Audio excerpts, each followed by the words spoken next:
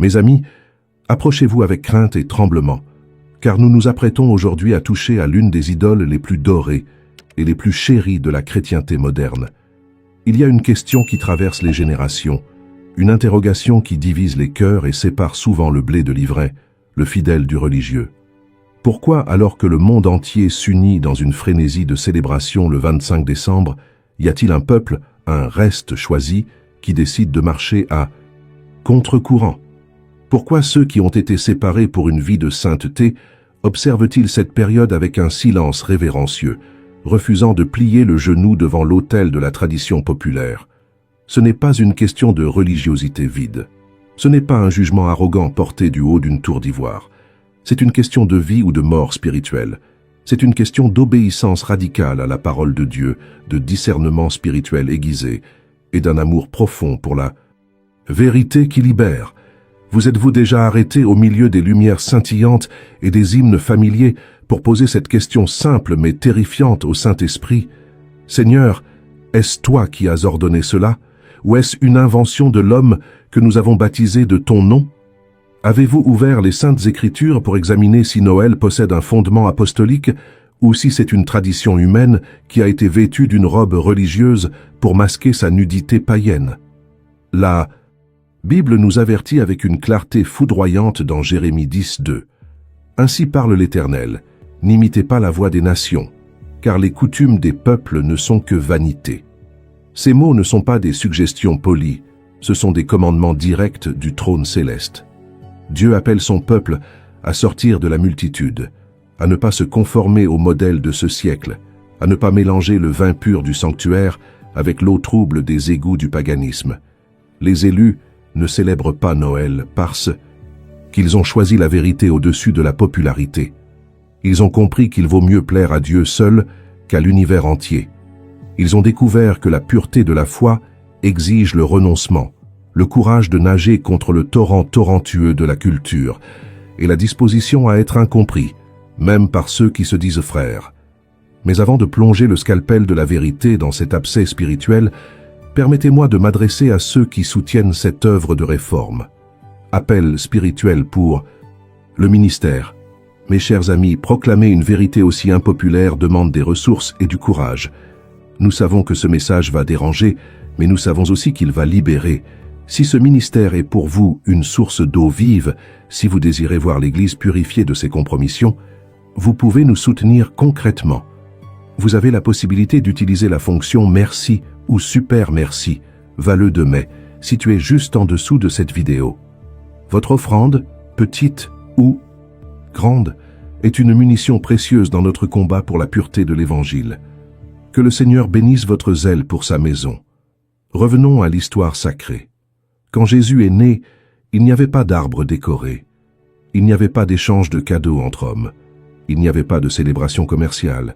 Il y avait des bergers humbles, des anges proclamant la gloire de Dieu et un enfant enveloppé de l'ange couché dans une mangeoire. La simplicité était le décor. L'adoration était le but et la gloire de Dieu était le centre absolu. Mais qu'avons-nous fait, nous, l'Église moderne, de cet événement sacré? Nous avons transformé la naissance du Sauveur en une fête païenne christianisée.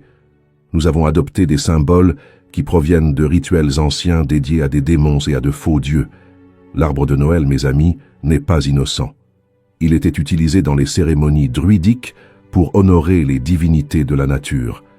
Père Noël est une figure mythologique qui vole la gloire de l'omniscience et de la bonté qui n'appartient qu'à Christ. Les couronnes, les bougies, les ornements, tous ces éléments ont des racines qui plongent dans un sol qui ne connaît pas le Dieu de la Bible. Et pourtant, l'Église a embrassé ces traditions comme si elles étaient saintes. Nous avons agi comme si Dieu ne se souciait pas de la provenance de ce que nous lui offrons. Nous avons cru au mensonge que nous pouvions prendre les choses du diable, les laver un peu et les offrir sur l'autel de Dieu. Les élus refusent de participer à ce mélange parce qu'ils connaissent le caractère jaloux de Dieu. Ils lisent dans Deutéronome 12, 30, 31. « Garde-toi de t'informer sur leur Dieu et de dire « Comment ces nations servaient-elles leur Dieu ?» Moi aussi je veux faire de même. Tu n'agiras pas ainsi à l'égard de l'Éternel ton Dieu, car elles servaient leur Dieu en faisant toutes les abominations qui sont odieuses à l'Éternel. Entendez-vous la force de ces mots? Dieu ne veut pas que son peuple apprenne les chemins des païens pour les adapter à son culte. Il ne veut pas d'une adoration recyclée, il veut une adoration pure, née de l'esprit et de la vérité. Il veut des cœurs sincères, pas des traditions vides héritées de cultures qui le haïssent. Vous pensez peut-être, mais pasteur, je célèbre Noël avec des intentions pures, je fais cela pour Jésus. Et je vous demande, avec tout l'amour pastoral possible, Dieu a-t-il demandé cette célébration? Est-elle dans les Écritures? Jésus a-t-il ordonné que nous nous souvenions de sa naissance de cette manière? La réponse, si vous êtes honnête avec la Bible, est un non retentissant.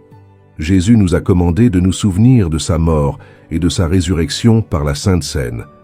Mais il n'a jamais établi une fête pour commémorer sa naissance. Pourquoi? Parce que la naissance de Christ n'était pas le point culminant de la rédemption, c'était le commencement. Ce qui nous sauve, ce n'est pas le bébé dans la mangeoire, c'est l'homme sur la croix, le ressuscité du tombeau, l'intercesseur à la droite du Père. Les élus comprennent cette distinction fondamentale. Ils célèbrent Christ tous les jours, pas seulement une fois par an, à une date qui, historiquement, est un mensonge. Car il faut le dire, Jésus n'est pas né le 25 décembre. Tous les historiens sérieux s'accordent à dire que cette date a été choisie par l'Église romaine des siècles plus tard pour coïncider avec les fêtes païennes des Patrodinta. Saturnale, c'est la naissance du Sol Invictus, le dieu soleil invaincu.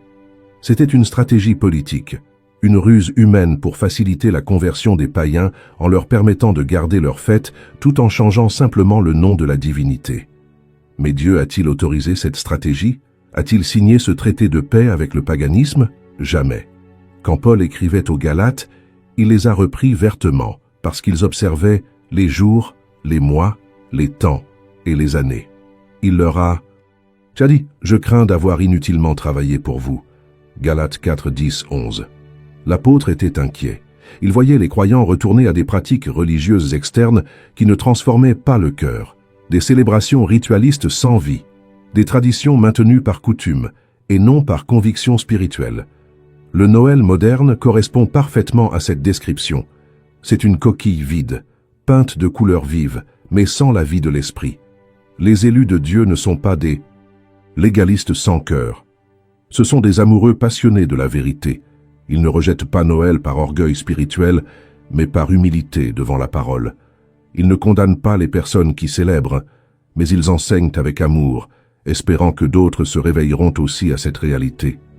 Ils vivent selon Romains 12, 2. Ils refusent de laisser le monde mouler leur esprit. Pensez au prophète Daniel. Il était sur une terre étrangère, entouré de coutumes païennes, pressé de s'adapter à la culture babylonienne. Mais il a refusé de se souiller avec les mets du roi. Il a refusé de compromettre sa consécration. Daniel n'était pas radical par rébellion, il était radical par fidélité. Les élus d'aujourd'hui sont comme Daniel. Ils vivent dans le monde, mais ils ne sont pas du monde. Ils respectent les gens autour d'eux, mais ils ne compromettent pas leur dévotion à Dieu pour obtenir une acceptation sociale. La vérité est que la majorité des chrétiens célèbrent Noël parce qu'ils l'ont toujours fait, parce que c'est la tradition. C'est ce que tout le monde fait. Mais les élus questionnent tout à la lumière des Écritures. Ils ne suivent pas la foule aveuglément. Ils demandent « Qu'est-ce que Dieu dit à ce sujet ?» Et quand ils découvrent qu'une pratique, aussi belle et sentimentale soit-elle, n'a pas de fondement biblique et possède des racines pourries, ils ont le courage de l'abandonner, même si cela les rend différents, même si cela les isole. Car il y a un coût à être un élu. Il y a un prix à payer quand on décide de suivre la vérité au-dessus de la tradition. Mais quel est ce danger exactement? Pourquoi Dieu appelle-t-il cela une abomination? Dans la partie suivante, nous allons examiner le cœur du problème, l'arbre, les symboles et le terrible danger du syncrétisme religieux. Nous verrons que Dieu ne partage pas sa gloire et que les bonnes intentions ne suffisent pas à justifier la désobéissance. Si le silence des Écritures ne suffisait pas à nous alerter, alors le vacarme de l'histoire et la clarté des prophètes devraient finir de nous réveiller. Beaucoup de chrétiens sincères me disent « Mais pasteur, l'arbre de Noël n'est qu'une décoration inoffensive, c'est joli, ça met de la joie dans la maison. Où est le mal ?» Mes amis, le mal ne réside pas dans le bois, ni dans les épines du sapin. Le mal réside dans l'origine, dans la signification et dans l'interdiction divine. Ouvrons ensemble le livre du prophète Jérémie, au chapitre 10, versets 3 et 4. Écoutez la description que le Saint-Esprit nous donne des pratiques païennes qu'Israël commençait à imiter. Car les coutumes des peuples ne sont que vanité. On coupe le bois dans la forêt. La main de l'ouvrier le travaille avec la hache. On l'embellit avec de l'argent et de l'or. On le fixe avec des clous et des marteaux pour qu'il ne vacille pas. Lisez cela attentivement. On coupe un arbre. On le rentre dans la maison. On le fixe pour qu'il tienne droit. On le décore. D'argent et d'or. Cela ne vous rappelle-t-il rien? L'histoire nous apprend que les anciens peuples, des Babyloniens aux druides d'Europe, adoraient les arbres toujours verts, comme des symboles de fertilité et de vie éternelle, survivant à l'hiver. Ils croyaient que des esprits résidaient dans ces branches. Ils les rentraient chez eux au solstice d'hiver pour s'attirer la faveur de ces dieux de la nature. Quand vous montez cet arbre dans votre salon, que vous le vouliez ou non, vous répétez « Une liturgie païenne vieille de 4000 ans ». Vous me direz « Mais je ne l'adore pas ». Et je vous crois. Mais Dieu ne nous demande pas seulement quelle est notre intention, il nous demande quelle est notre obéissance. Il a dit « N'apprenez pas le chemin des nations ». Jérémie 10:2. Il n'a pas dit « Apprenez le chemin des nations et changez-en le sens ». Il a dit « Ne l'apprenez pas ». Il y a un principe spirituel que nous avons oublié, un principe qui traverse toute la Bible comme une ligne rouge sang. Dieu est le mélange. Les théologiens appellent cela le syncrétisme. C'est la tentative de fusionner la religion pure de Dieu avec les coutumes du monde. Et c'est, aux yeux de l'Éternel, une abomination plus grande que l'incrédulité pure. Rappelez-vous l'avertissement de Deutéronome. Tu ne feras pas ainsi à l'égard de l'Éternel ton Dieu. Deutéronome 12:31. Dieu nous dit explicitement « Ne m'adorez pas comme les païens adorent leurs idoles ». Les païens utilisaient des arbres, des dates solaires, des festins débridés. Dieu dit « Je suis saint, je veux un culte saint ». Ne prenez pas les outils du diable pour construire